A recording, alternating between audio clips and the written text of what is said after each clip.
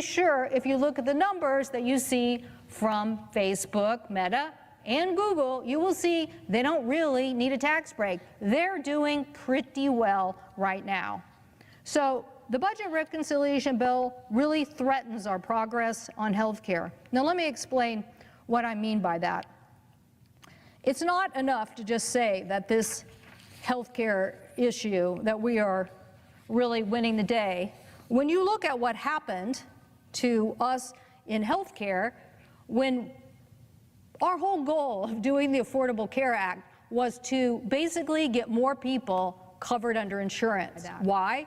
Because we wanted to lower all the costs on health care overall. We wanted health care costs to go down, and we wanted the cost of premiums and the cost to individuals to go down and to be more like the rate of inflation, 3 to 4%. That has been our goal forever, forever. And so prior to the Affordable Care Act, it rates on an annual basis. Think about this, on an annual basis, your healthcare premiums, your healthcare costs were generally rising about 5.4% a year. Okay, who could keep up with that? Who could keep up with every year your healthcare costs continuing to rise? And so we did the Affordable Care Act, and guess what? We did get that into the rate of inflation. I think there's more we could have done. Lots of things happened in between, but we literally got it down to 3.7%. And we did that by covering more people. The audacity of my colleagues over here to now claim that Medicaid expenses got too expensive, when in reality we made this choice to drive down these premium costs so they were only rising close to inflation, and that was our goal, and we succeeded. So what are we doing now? Well, under the GOP plan, Wakely Healthcare Institute and the Center for Budget Policy, these are numbers that come from them. The GOP plan will now go back to raising your premiums and your healthcare costs between 7 and 11% a year. A year. So we're going to go blowing way past the 5.4. We're going to go back here. And why? Because you're going to cut off millions of people from health care. You're going to increase the cost of uncompensated care. You're going to make people wait to go to emergency rooms, and then they're going to be sicker, and that's going to cost, I don't know how much it costs, but it's definitely a multiple of 5 or more. I don't know if it's, what do you know? What do you think it is, Kevin, an emergency room?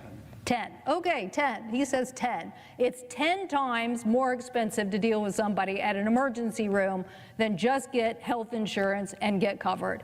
Okay, so now we want to know, why are we raising the cost on everybody's health insurance, including these plans? Because this side of the aisle basically wants to cut a bunch of people out of a system that lowered the cost of healthcare plans overall and kept it more in the rate of inflation. Why? Why would you want to do this? So it makes no sense, and I hope our colleagues will think long and hard about that. I also think that you could still take the Google Meta tax break for multinationals and pay for $100,000 and cover the Medicaid.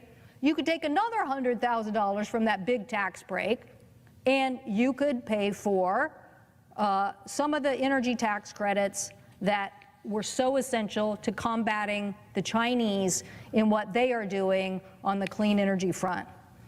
The Chinese firms are doing everything they can to invest and undercut the United States in EV and battery technology. The U.S. is responding aggressively to that. That's why we did the Inflation Reduction Act. In fact, the Inflation Reduction Act, we basically enacted more than 2,000 new clean energy industrial manufacturing jobs, more than 980 private sector jobs, and more than 3.4 million Americans claimed clean energy tax credits that improve their efficiencies. In fact, the Joint Economic Committee estimated that the typical household could save between $460 and $1,000 in annual energy costs, thanks to the Inflation Reduction Act. But what do we have now? We have President Trump and inflation. We have inflation because of multiple issues, consumers struggling to keep up amid higher prices, mounting debt, and fiscal uncertainty. That's what we have. And so we're reversing the very tax credits that help lower the cost, and we're going to help us be competitive against China and help us succeed as a nation in the one thing that I always think the United States is really great at, and that is innovation. I don't know if it just started with Ben Franklin or many other people along the way, but you give Americans the task and they will do the job. If you give them the education, if you give them the R&D with a university partner, they will get the job done. And so now, don't take my word for it, take Mr. Musk's word for it. The latest Senate draft bill destroys millions of jobs in America. No way they brought the and causes Elon Musk immense tweet out. Strategic harm to our country. Utterly insane, destructive. It gives handouts to the industries of the past while severely damaging the industries of the future. Yeah, he said it best. But back to that chart, we were doing the energy because we wanted to diversify, but we also wanted to lower costs and we wanted to be competitive. Right here it says the vehicle, okay, natural gas, propane. Okay, that's why we were diversifying, because all those things are going up. So, and this bill is not going to help electricity. You're getting rid of the electricity tax credit. So again, instead of helping Meta and helping Google, you could be helping to lower the inflationary cost by making the investments in these tax credits. But Mr. President, there's more in this bill that I don't like. My colleague from Texas is proposing an AI moratorium. He literally wants to stop states from regulating the rollout of autonomous vehicles, like Texas Governor Greg Abbott, who signed a letter last week to regulate how autonomous vehicles are licensed and deployed in Texas. And how do proponents of this moratorium propose to get started?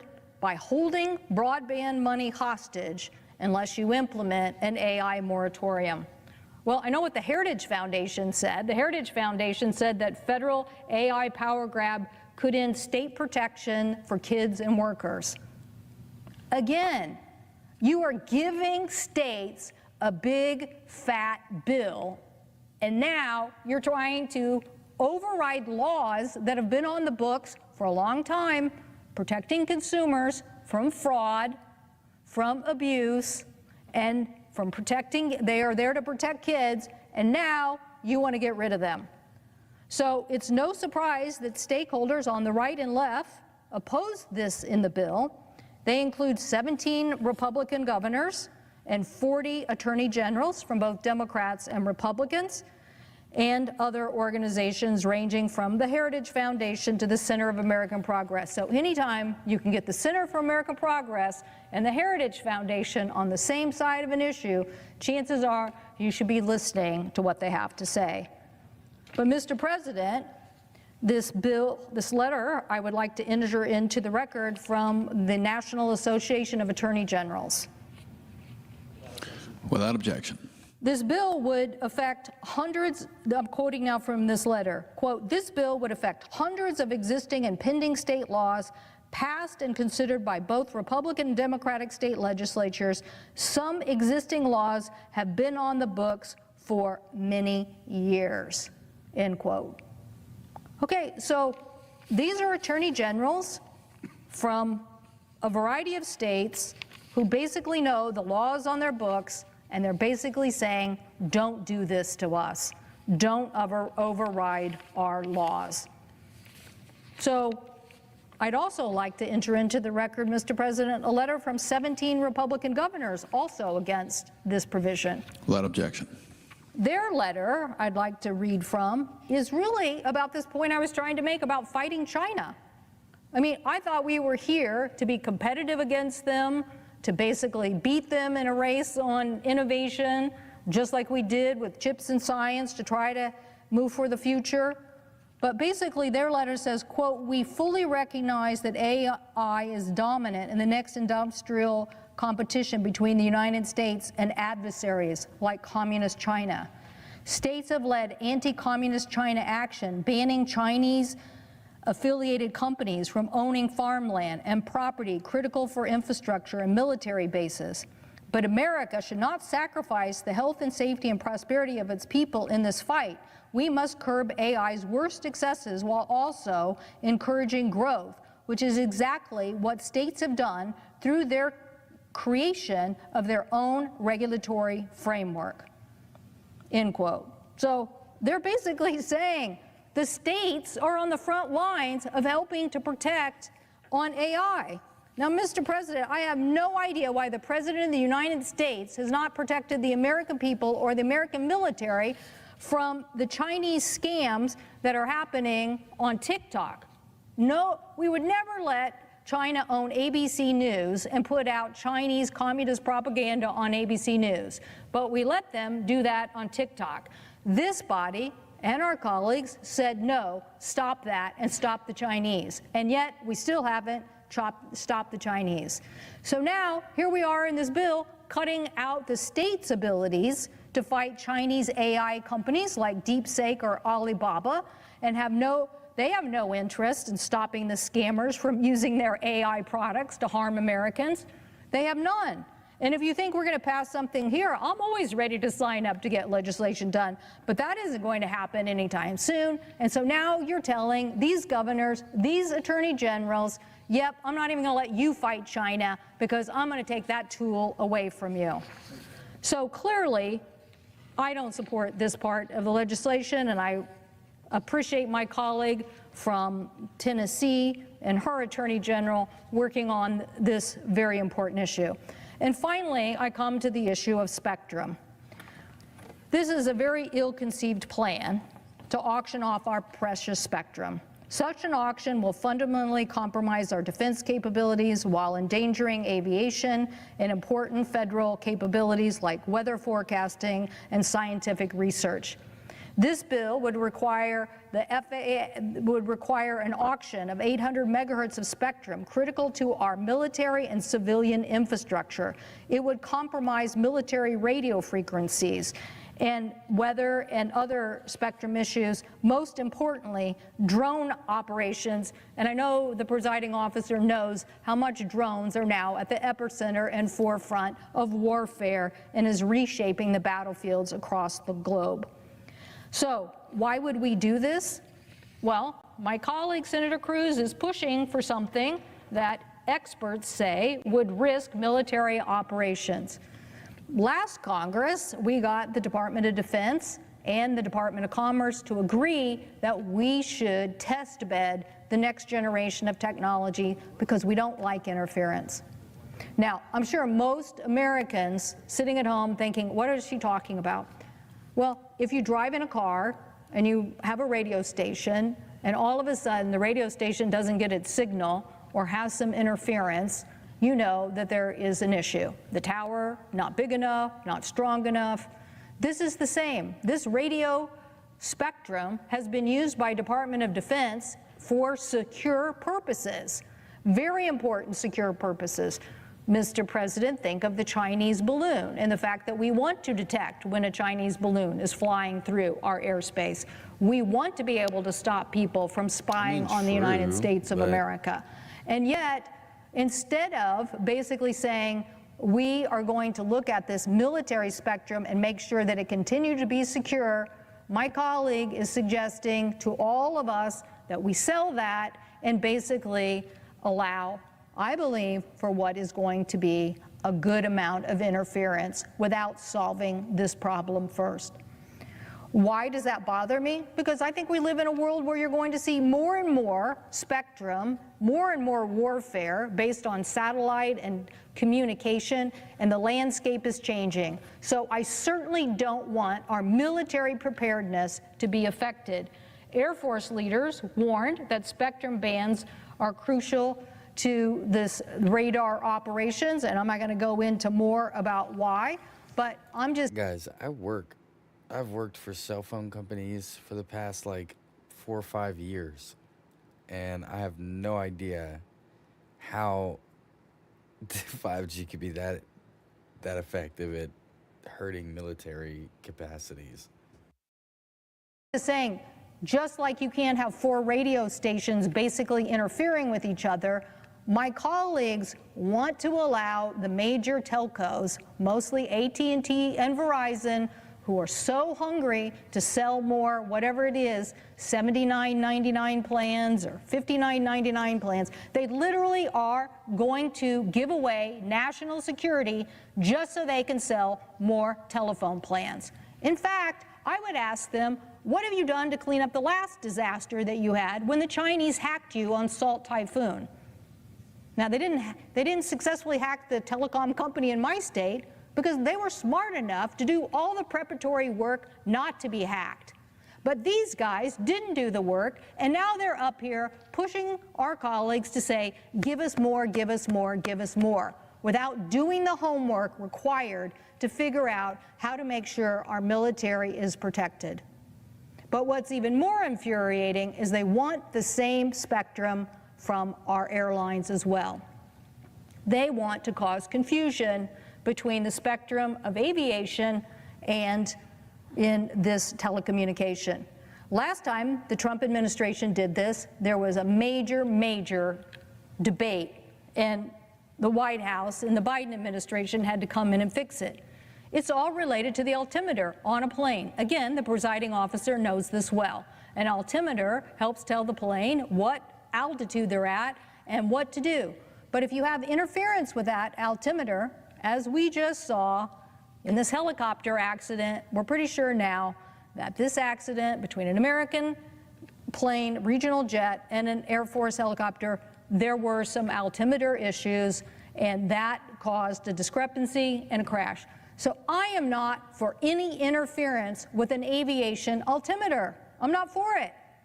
But instead of figuring this out, working together, both commercial and defense, we're jamming into a bill the overriding of the defense interests and saying just give it to these 2 commercial bidders, maybe more, who then will basically just feel empowered to sell more of these telco plans.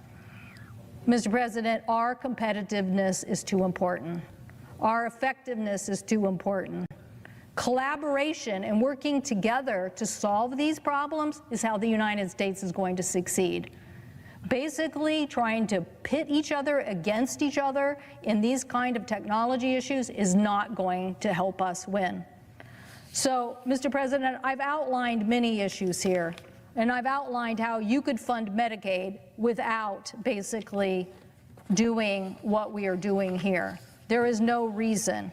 According to the Penn-Wharton budget model and analysis, families in the first 40% of earners are on average projected to experience losses in after-tax income and benefit transfers. In other words, Mr. President, yes, extending the 2017 tax cuts does help some middle-class families, and we would support that, but all the hits in other areas like health insurance mean they will actually lose money overall. The lowest 20% of income brackets are hit even harder. So in this massive bill, it is those who can least afford it who are going to be hit the hardest. We don't need the Trump inflation. We need to protect health care. We need to make progress in America's competitiveness. But this is not the answer, and I encourage my colleagues to vote against it. I thank the President, and I yield the floor. She had a lot to say. She had a lot more points than the last person, I'd say. Ooh, is that Bernie Sanders next? Senator from Vermont. Tax break. $975 billion tax break at a time when the richest people in this country have never, ever had it so good. Further, this is really quite unbelievable. If you are among the wealthiest 0.2%, not talking about 1%, talking about the top 0.2%, you will be able to pay 0 taxes on your $30 million inheritance. So all of you folks out there who are waiting to inherit at least $30 million, today is a good day for you. Collectively, you will receive approximately $211 billion in tax breaks for the top 0.2%. Congratulations, you hit the jackpot. If you are a large corporation and you want to throw workers out on the street and replace them with artificial intelligence, or maybe you want to shift your profits to the Cayman Islands or other tax havens, you are going to get a $918 billion tax break. Congratulations to the CEOs of large, profitable corporations.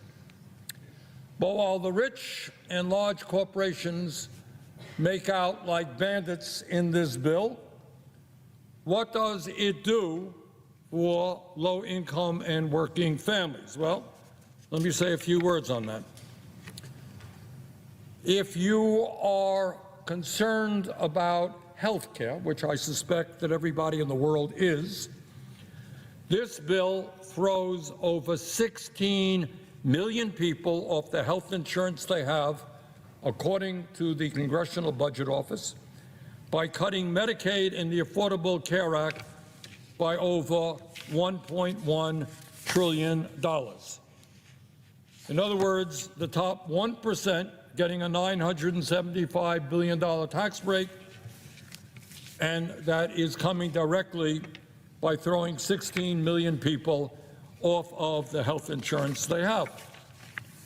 This bill, for the first time, forces millions of Medicaid recipients who make as little as $16,000 a year to pay a $35 copayment every time they visit a doctor's office. So what is the impact of all of that? You throw 16 million people off health care. You force people who don't have any money pay a $35 copayment. So what's the impact of it? Well, this is not my view. This is what the Yale School of Public Health and the University of Pennsylvania determined based on a study that they did. And this is the result. And it is almost so horrific, so grotesque, that it is difficult to speak about. But they estimate that if this bill goes through with all of these cuts in health care, if 16 million people are thrown off of the insurance they have, over 50,000 Americans will die unnecessarily every year. 50,000 Americans will die unnecessarily in order to give tax breaks to billionaires who don't need them. In other words, this bill is literally a death sentence for low-income and working-class people. Further, if this legislation is enacted, rural hospitals all over the country, and I come from one of the most rural states in America, rural hospitals are already struggling. But when you make massive cuts to Medicaid, many of them are going to shut down or not be able to provide the level of services they do today. In other words, this bill would be a disaster for rural America. It would also make massive cuts to community health centers and nursing homes who are very heavily dependent upon Medicaid funding. Bottom line is that this legislation is the most significant attack on the health care needs of the American people in our country's history.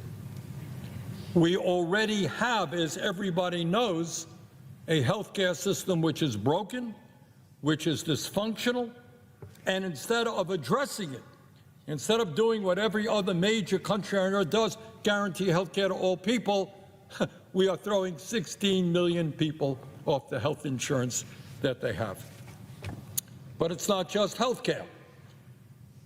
The future of America rests with our children.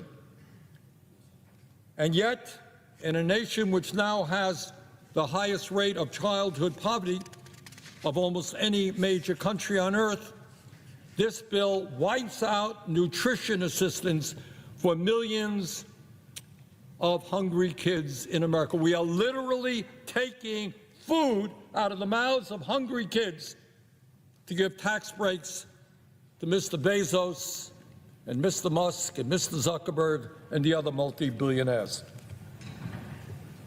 If we understand that if we're going to compete effectively in the global economy, we need to have the best education system in the world, this bill makes $350 billion in cuts in education, with the result that working-class kids will find it much harder to get the higher education they need to succeed in life. If you are concerned about the existential threat of climate change, and we're seeing heat waves right now all over the world, this bill decimates investments in energy efficiency and sustainable energy like wind and solar, and moves us in exactly the wrong direction with regard to energy. If you are concerned about our role in never-ending wars, this bill makes a bad situation even worse by handing out another $150 billion to the Pentagon, a 15% increase in an already bloated Pentagon budget. We don't have enough money to feed hungry children. We don't have enough money to make sure that people continue to have the health care that they need. Don't have enough money to make sure the kids can get a decent education. But somehow the military-industrial complex is going to get another $150 billion, 15% increase.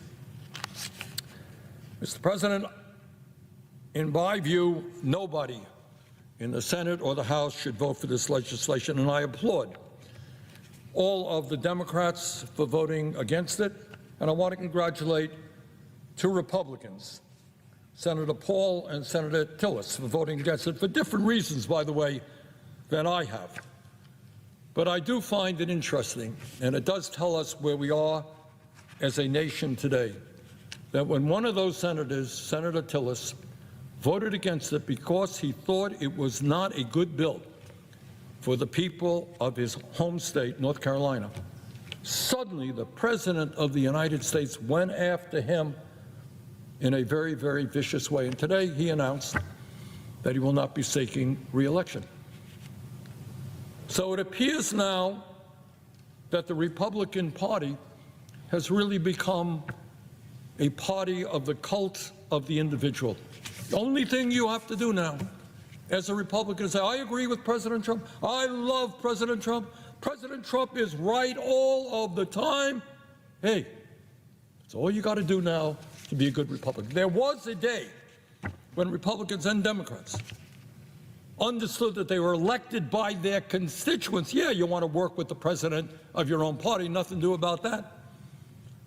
But there was an understanding that you were also elected to represent your constituents and not simply pay homage and bow down to every wish and whim of the president.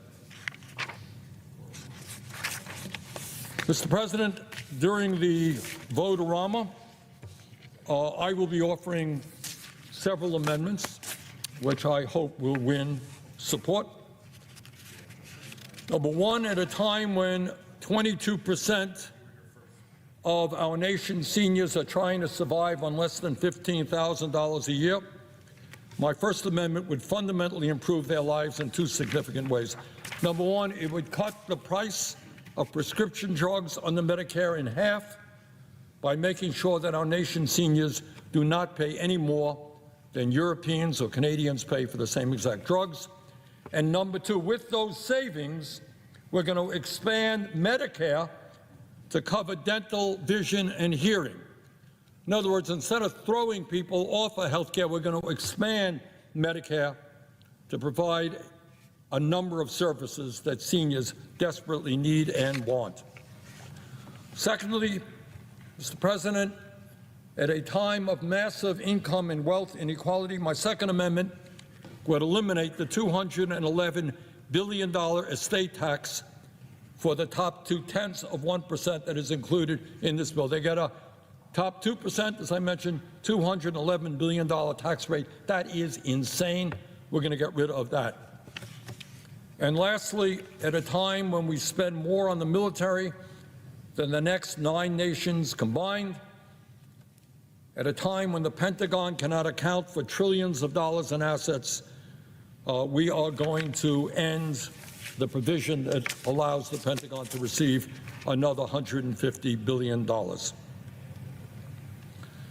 Bottom line, Mr. President, is this country faces many crises: high rate of childhood poverty, kids going hungry, education system in deep trouble, healthcare system completely broken. And in virtually every single area, this bill takes us in precisely the wrong direction. When the wealthiest people in this country have never ever had it so good, it is totally insane to be offering them $1 trillion in tax breaks so that we can cut health care, education, and nutrition. This bill is not what the American people want, and I hope very much we can defeat it. Thank you very much, Mr. President.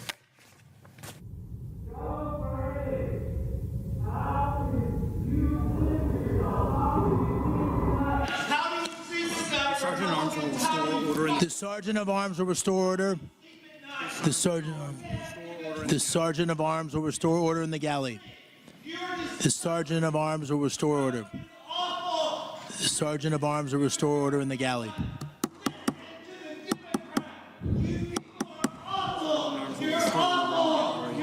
Sergeant of Arms will restore order in the galley.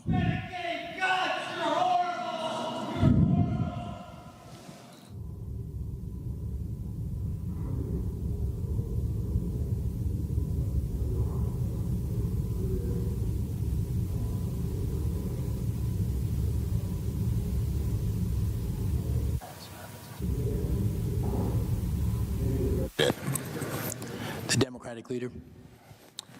Mr. President, I thank my colleagues for coming to the floor. Wait, we'll put this up when we begin.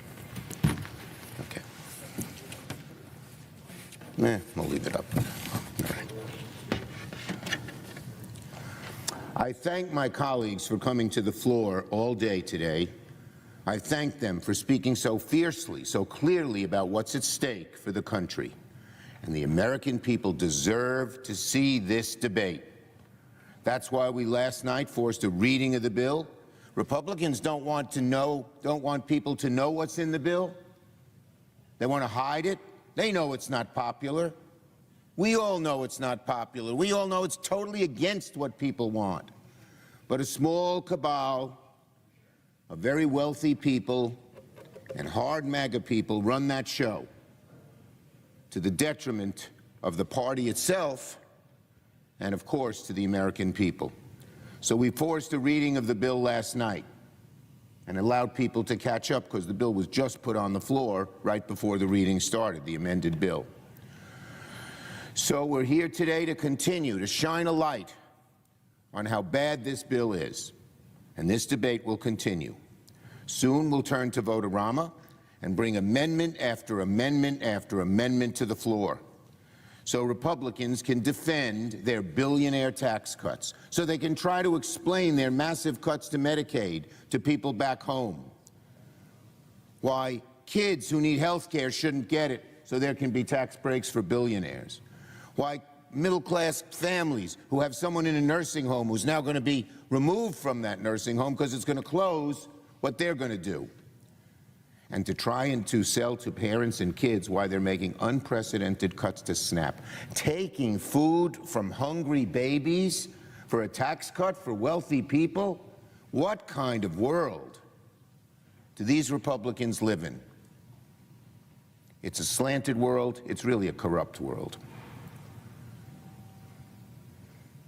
Kids will get $5 a day to feed themselves. You can't buy a dozen eggs for $5. And then they're killing millions of good-paying jobs. It's estimated, and by the way, the clean energy cuts are even worse. Before this, it was estimated 850,000 jobs would be lost in America on clean energy alone. over 1 million jobs in healthcare, 2 million jobs approximately lost, at least 2 million lost because of this bill. That could create a recession. So this has been a long few days in the Senate, but the hardest choices for Republicans are still in front of them, because we know that so many of our colleagues on the other side aren't happy with this bill. Tillis is not an exception. There are many others who think the same way he does. Well, they ought to vote their principles, their conscience, and what's good for their constituencies. Our side is going to give our Republican colleagues a chance to do the right thing in front of this chamber and in front of this nation. The American people deserve to know exactly what's happening right now in the United States Senate. Because right now, Republicans are concocting the ultimate rush job. They're trying to pull off a sneak attack on this chamber and on the American people themselves. The bill before the Senate is utter poison. Some Republicans are trying to rush through a bill that they released less than 2 days ago under the cloak of darkness, written behind closed doors, molded in order to appease Donald Trump and the very special, powerful interests. Earlier today, my colleague from South Carolina came to the floor. Hey guys, now the last couple times we've gotten 2 hours in on our update hour. This time I'm gonna have to cut it a little short. We're only gonna do about 30 minutes. I gotta give my dogs a flea treatment, and then I'm going out to eat for my birthday. I'm gonna try to live stream that, so we'll see. But I hope you guys enjoyed it. If you do, please like the video and then subscribe.